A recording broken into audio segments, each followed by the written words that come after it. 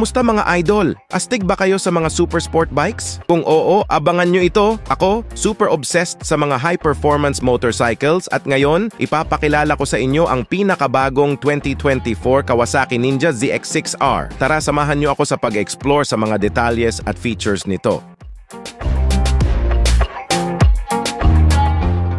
Una sa lahat, check natin yung mga key specs. May 636cc displacement, inline 4-cylinder engine na nagde-deliver ng 124 horsepower sa 13,000 RPM. Grabe, astig, di ba? Perfect para sa mga riders na hanap ang power at performance.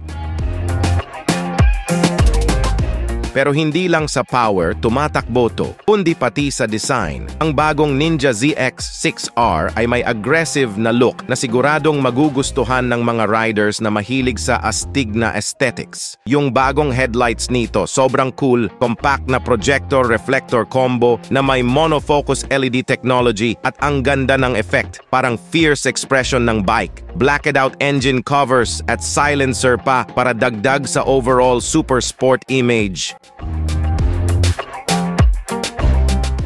At sa pagmomotor, expect a versatile riding experience. Meron itong 4 na integrated riding modes: Sport, Road, Rain, o kung gusto mo ng full control, Rider, Manual. Para sa mas high-tech na feel, meron pang 4.3 all-digital TFT color display. Suabe, di ba?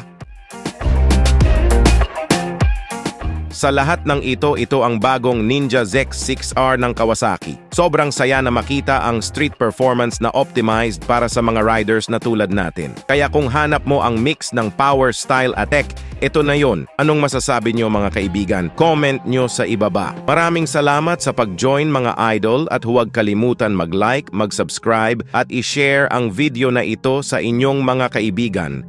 Takit sa susunod na episode, ingat kayo palagi at happy riding!